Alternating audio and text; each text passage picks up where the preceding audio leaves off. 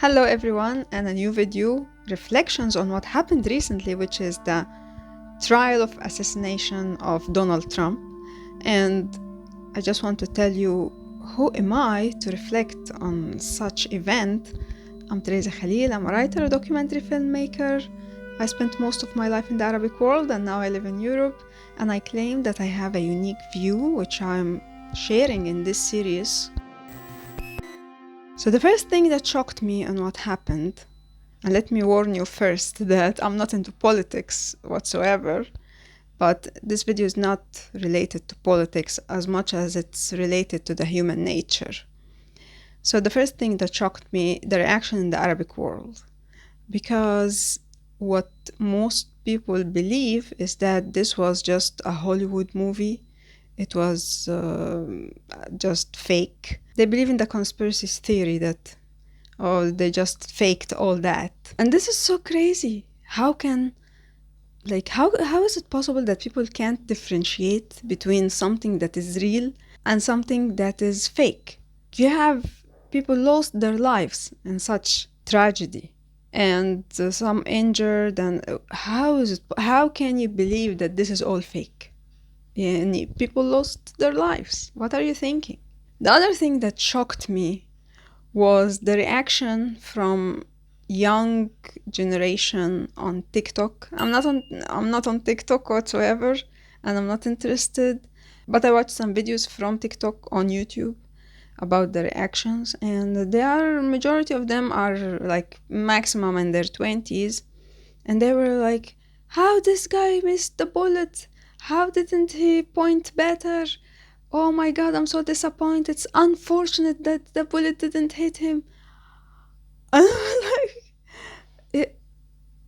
I believe that this could be because, assassination is not new in the world. We have in Egypt Sadat. He was assassinated because Muslim Brotherhood and majority of people in Egypt at the time thought that he was not doing the right thing, which I believe turned out on the long run that he knew what he was doing because he saw the big picture. But at the time, assassination is not new. So the shocking thing for me is not the event itself, but the reaction to the event and how people are celebrating this and or encouraging. When I thought about it, I thought probably this is because this generation, and also actually older, like you can find people in their 40s, for example, or 50s, people who started, as I remember, in the 90s, we had a game called Doom. I don't know if someone can remember this, but this Doom game started this idea of video games where you have a gun and you need to point and kill as much as possible. And people were like disappointed if they don't kill. So I think it stems from this, that you have now many generations of people who love such games. And also I know people personally who watch action movies where people are being beaten up, killed, injured, and they watch it as a source of relaxation for them. So before they go to sleep, they like to watch some action, So this is happening. And at the same time, there is this idea that started with the social media about blocking. If someone is annoying you, you don't agree with their opinions, or they just irritate you somehow, you can simply block them and they disappear from your life. And I think a mixture of this video games with gun shooting and blocking someone that is annoying you became how people think, how they deal with things in their life. That, this guy I don't like what he say, I don't agree with it, then block him, make him disappear from my life. And for them, it's like a game. It's something simple. They don't see it as a human losing his life. And also some people were saying that Donald Trump is a devil, and that's a way of how you can dehumanize someone so you feel okay with killing him. Like, oh, he's not human, he's a devil, So for me, all this is just craziness and nonsense, and violence can never be justified. The other thing that I noticed is this TikTok. How can someone go on a platform and share their desire to kill someone or encourage people to kill someone, and there are no consequences? So I know that TikTok is a Chinese product, and what is crazy for me, what is shocking, is that I have here on the Croatian television, we have a Chinese channel called, I think, CGTV. And this channel, I was watching it for a while just to have an idea about China and what's going on there. And I was so scared of watching because the channel has nothing bad. Everything in China seems to be perfect. All people are smiling. Even when they are talking about struggles and challenging times, they are talking about it as if it's something enjoyable.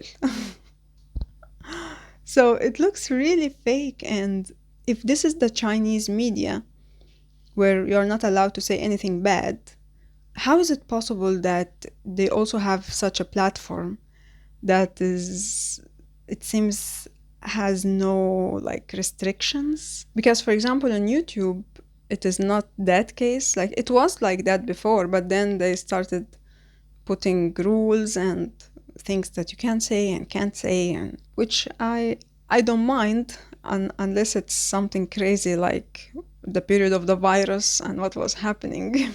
And this takes me to the idea of free speech. So I just wrote about it on my Facebook. What is free speech and to what limits it is allowed? And for me, after thinking, I believe that free speech is a right that you can get if you rank high on the moral scale, and if you rank low, you should not get the right of free speech. And if you want to know what is the moral scale and how to measure the morality of people, actually I have a video about it on my Arabic channel, but I can make a video about it on this channel in English as well. And you can test your morality level because it is a test. So that's how free speech should be. It's not like free speech means unlimited possibility of saying whatever you want, but it depends who you are, what is your moral level, and then if you rank high on the moral scale, you are free to talk. And if you rank low on the moral scale, then maybe it's not a good idea for you. The last thing I will share is the reaction. So I was once talking to a doctor, a homeopathic doctor who had a psychology background.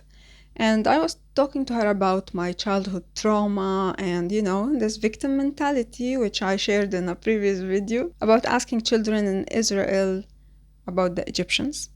And so I was telling her about this childhood trauma and how that, like, I'm traumatized. And she told me that those events that you went through, your brothers and sister also went through, but probably they don't have the same reaction like you. And she told me that people are different. So if there is a man hiding behind a tree and he jump in front of someone walking by or passing by, people will have different reactions. Some of them will laugh, some of them will get scared, and some of them will beat him up. Okay? So it is the same event, but we react to it differently. And actually, I talked to my brothers and sister, and I discovered that yes, it is true. None of them remember the events that or react or have this reaction to the events that I had. And this takes me to the reaction of Donald Trump when he was about to lose his life. Because I would think if it was me, I would really be shaking. I would just think of quitting presidency. But his reaction was not like that. He was like, give me more. And like someone commented on the video, the debate between Trump and Biden, and she said that those old guys, they feed on such like competition and stress in their lives. So maybe it is a possibility. Those were my observations, my reflections on what happened, and I wish the world will live in peace and no one use violence as a solution to any problem. Let me remind you that if you want to follow my journey to understand life, solve its mystery, and live it fully, you can follow my podcast, The Scrapbook of Life, which started with a documentary film where I met Wang Song-yang, who changed his belief to Buddhism, and how this made his life better, and how he think about the mysterious questions and what will happen to him after he die and all that. So I will leave a link to the documentary, and then you can hop on the podcast to see who else I met. See you in a coming video.